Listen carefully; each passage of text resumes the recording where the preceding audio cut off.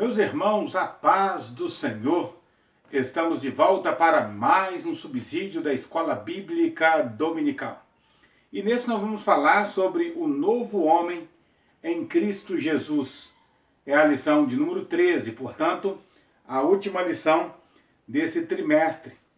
Nós vamos estudar no dia 29 de março de 2020.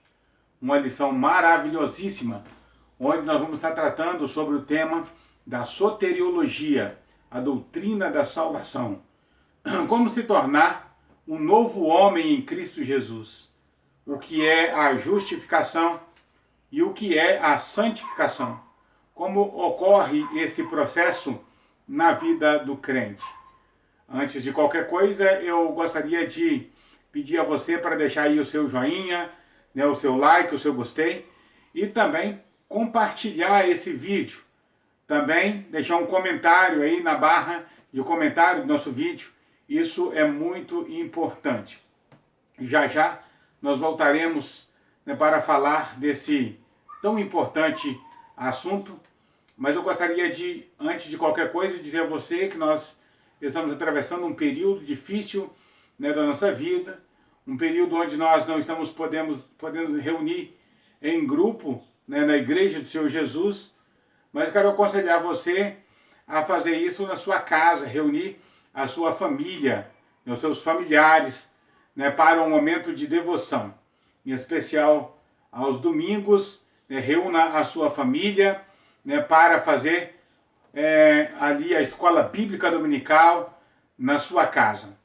Temos o nosso conteúdo aí no canal Mensagem de Fé e Esperança, mas quero deixar bem claro para você que existem inúmeros outros canais de YouTube que também produzem vídeo nesse sentido, nessa direção, trazendo aí o subsídio da Escola Bíblica Dominical, e é muito bom. Inclusive, o canal de YouTube oficial da Casa Publicadora da Assembleia de Deus, com o professor Claudionor Correia de Andrade. Então você pode ficar à vontade, você pode assistir a escola dominical com o professor Claudionor Correia de Andrade. A minha intenção é só ajudar, trazer a você aí um subsídio para ajudar a você, mas fique à vontade para escolher aonde você quer, em qual canal você quer participar da escola bíblica dominical, junto aí com a sua família. Reúna toda a sua família, cante hinos de louvores ao Senhor, leia a palavra de Deus, leia a leitura bíblica em classe, leia, enfim, faça toda a leitura da lição, para que você possa crescer na graça e no conhecimento do Senhor Jesus. Que essa pandemia, esse vírus, essa maldição que ocupou aí o nosso país, não tire jamais a alegria de você cultuar o Senhor junto com os seus. Amém? Todos os dias eu quero também estar trazendo a você uma breve palavra aqui no meu canal do YouTube, uma palavra devocional, para que você possa estar sempre acompanhando e recebendo aí uma palavra de Deus, uma palavra de alento no seu coração. Posto essas considerações, o nosso texto áureo está no livro de Efésios, no capítulo 4, versículo 11, que diz: até que cheguemos à unidade da fé e ao conhecimento do Filho de Deus, a varão perfeito, à medida da estatura completa de Cristo. A nossa verdade prática diz: a salvação em Jesus Cristo leva-nos à perfeição espiritual, moral e ética, porque ele, embora Deus, foi o mais perfeito e completo dos seres humanos. A nossa leitura bíblica em classe está no livro de João, o capítulo 3, os versículos de 1 a 16. Eu não vou ler, para nós ganharmos tempo no nosso subsídio, mas eu quero aconselhá-lo a fazer toda a leitura bíblica em classe. Não só a leitura bíblica em classe, também fazia a leitura diária, todos os dias. Nós temos aí um texto da Palavra de Deus para que você possa ler, né, com a sua família no conhecido culto doméstico. E hoje, mais do que nunca, nós precisamos, né, de exercer essa prática aí do culto doméstico, já que nós não estamos tendo condições, né, de congregar na igreja, né, o templo, a casa do Senhor, né, por esse período aí em que estamos vivendo essa pandemia. Bom, posto também essas considerações, né, a nossa introdução diz o seguinte: é possível alcançar a perfeição espiritual, né, já nessa vida? A nossa lição ela se abre com uma pergunta, né? Será que é possível nós sermos perfeitos espiritualmente nesse tempo?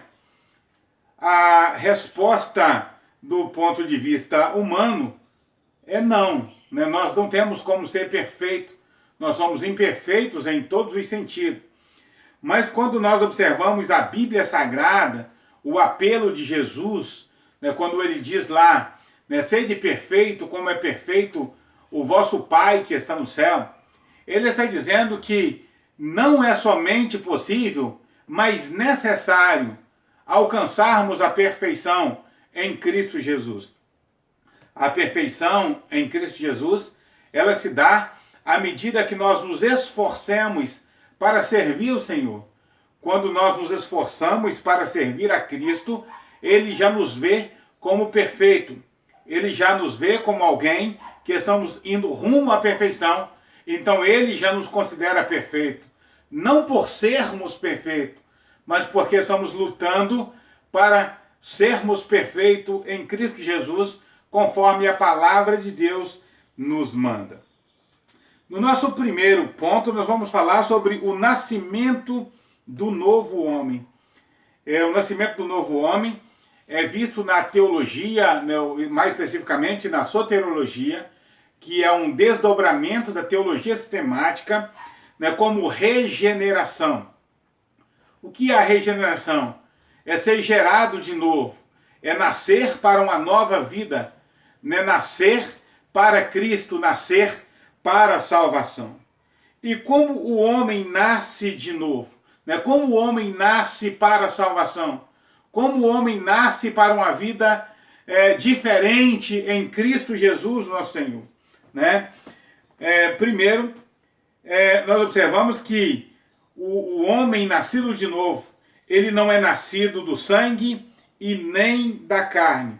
Né? No prólogo do seu evangelho, o apóstolo João afiança que o novo homem é, antes de tudo, uma nova criatura espiritual, uma nova criação espiritual.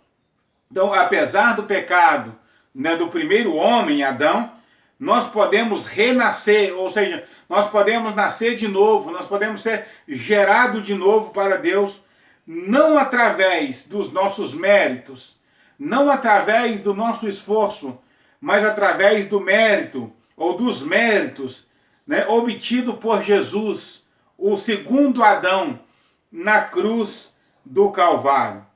Né, como pode ser isso?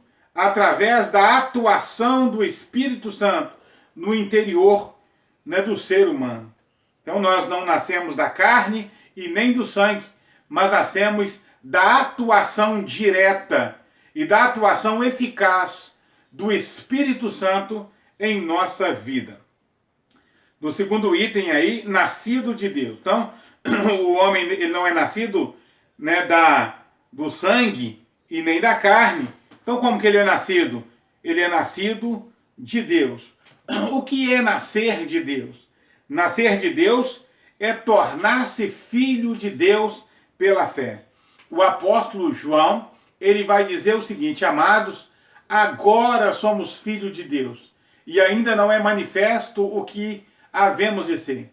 Mas sabemos que quando Cristo, que é a nossa vida, se manifestar, nós seremos semelhantes a Ele, porque assim como Ele é, o veremos. Observa-se que quando o homem não aceitou a Cristo ainda, o pecador que não se decidiu ao lado de Cristo ainda, ele não é filho de Deus. ele é uma criação de Deus, ou uma criatura de Deus. Mas a partir do momento que esse pecador, né, decide aceitar a Cristo, ele se torna filho de Deus pela fé. Amados, agora somos filhos de Deus.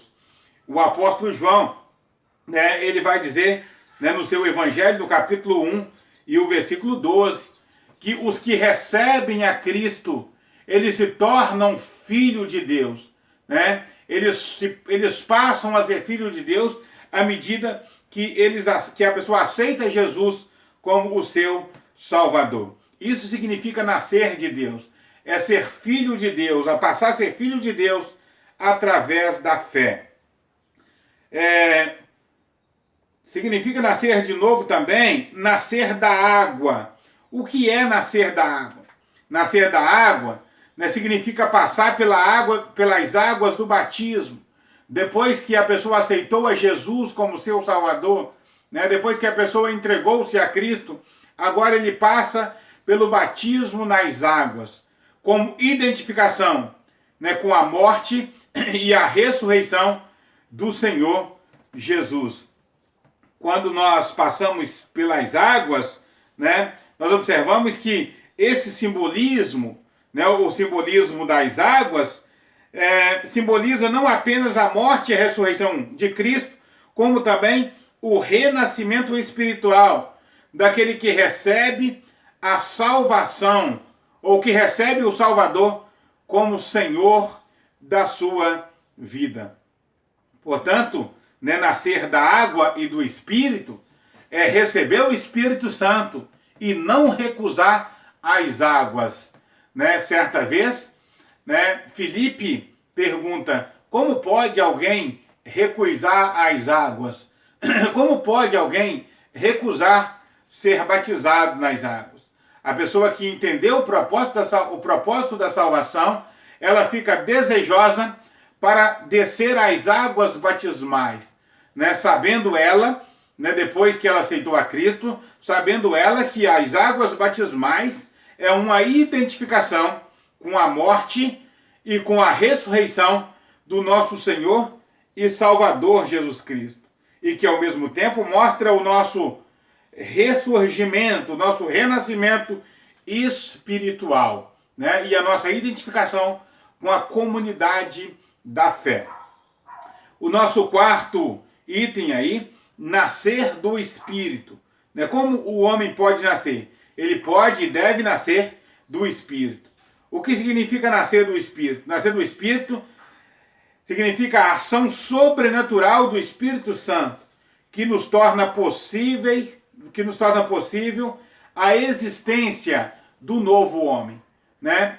Somente a atuação do Espírito Santo pode tornar possível o nascimento do novo homem. Observamos aqui que a regeneração só é possível através da atuação do Espírito Santo na vida do pecador arrependido. É ele que opera o novo nascimento. É ele que faz o homem nascer de novo.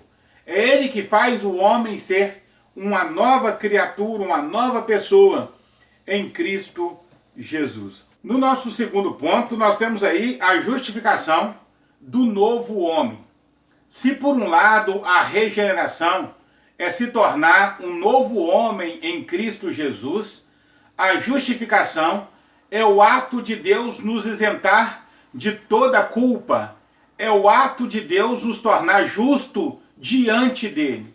O ato de Deus nos justificar, né? Somente Deus pode justificar o pecador. Os juízes humanos, eles podem justificar o homem de algum crime cometido contra a ordem social, cometida contra o meio ambiente, cometida contra o código de trânsito e por aí se vai. No tocante à desobediência do homem perante o Senhor, somente Deus pode o justificar. Somente Deus o pode tornar isento de culpa. E é isso que acontece quando o homem aceita a Jesus como Salvador. instantaneamente, o Senhor o declara justo. O Senhor o declara livre perante ele. Agora o homem tem acesso livre, né, ao trono da graça. Justificado, pois, pela fé, temos acesso a essa graça. Depois que o homem é justificado em Cristo Jesus, ele passa a ter acesso àquilo que o Senhor Jesus, ele recebeu para nós, ele conquistou para nós, através do seu sacrifício na cruz do Calvário.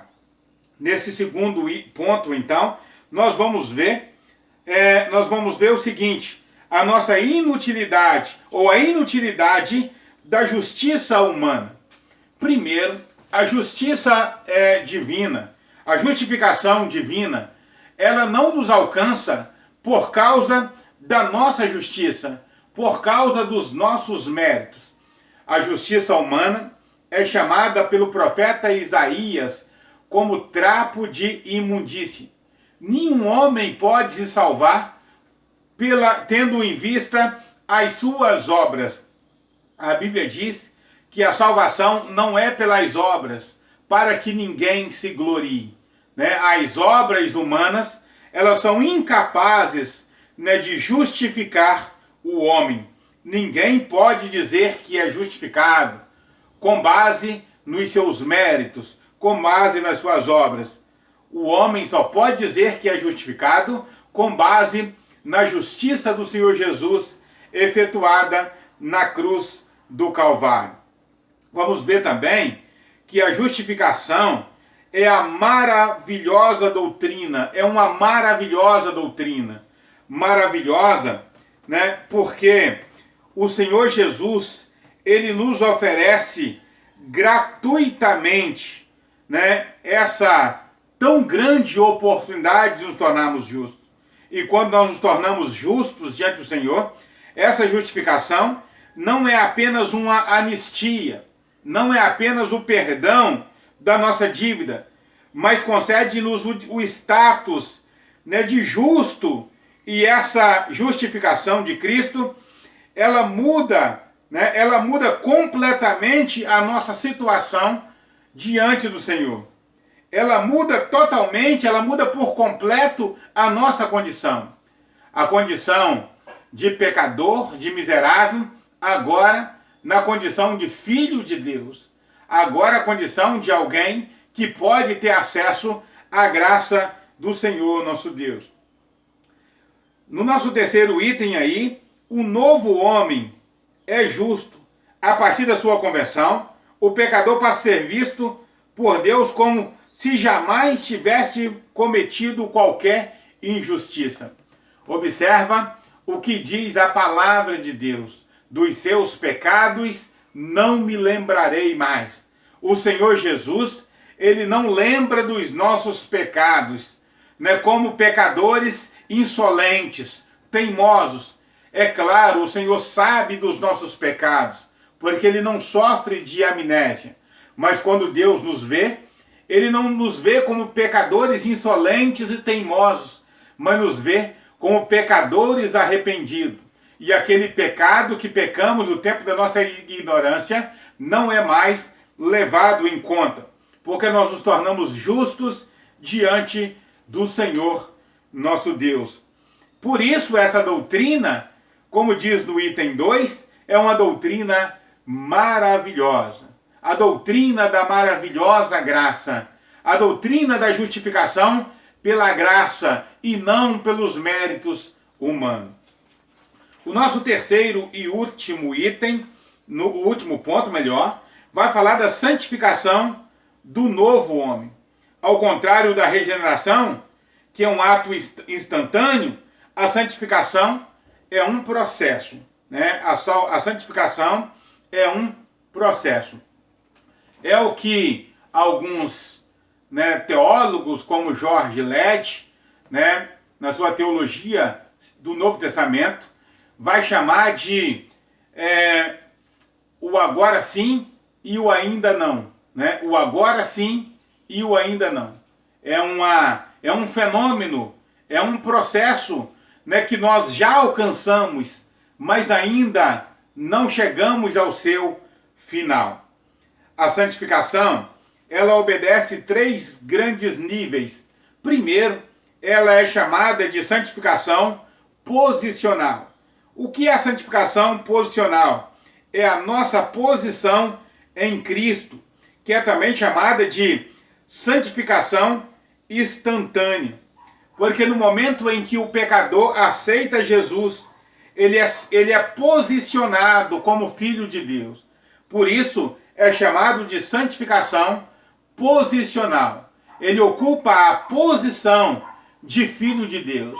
O seu status muda na hora, de pecador para pecador arrependido, né? De homem ímpio para agora filho de Deus. Então essa santificação é chamada de santificação posicional, também conhecida como santificação instantânea, porque ocorre no momento exato em que a pessoa aceita Jesus. Né? No exato instante da sua conversão, o pecador arrependido passa a ser visto não como justo, não apenas como justo, mas como santo diante de Deus. E santo também diante da igreja do Senhor Jesus.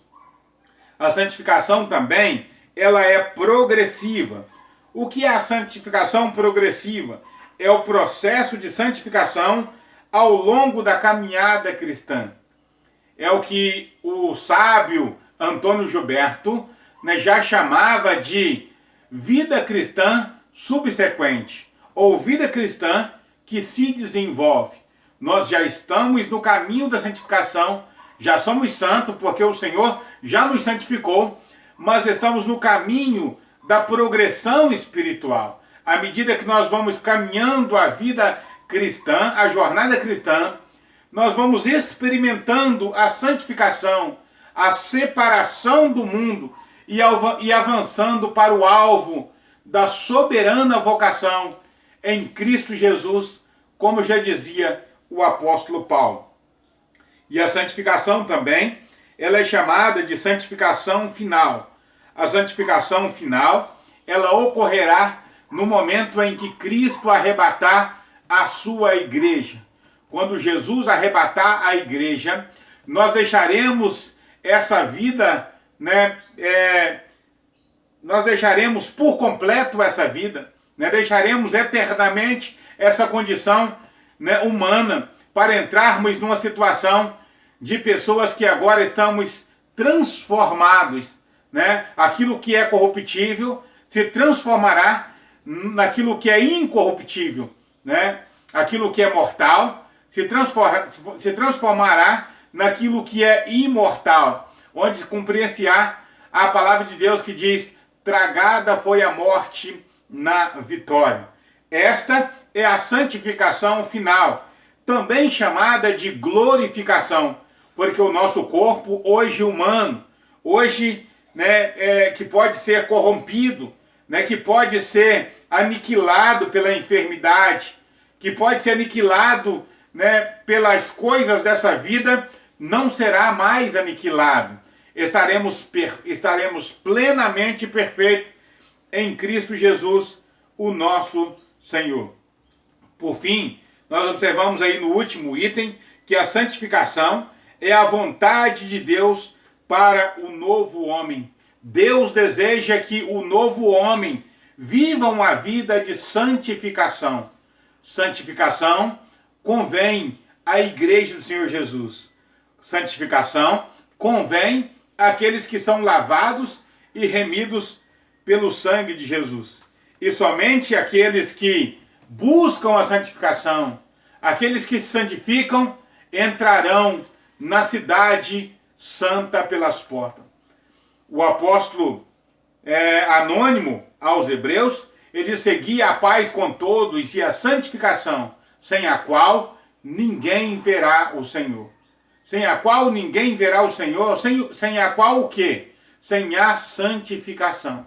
Sem a santificação, ninguém jamais poderá ver o Senhor. Que Deus nos ajude para que nós possamos santificar tanto o nosso corpo, quanto a nossa alma, quanto o nosso espírito, para que o nosso corpo, a nossa alma, o nosso espírito seja plenamente santificados e irrepreensíveis para a vinda do nosso Senhor e Salvador Jesus Cristo.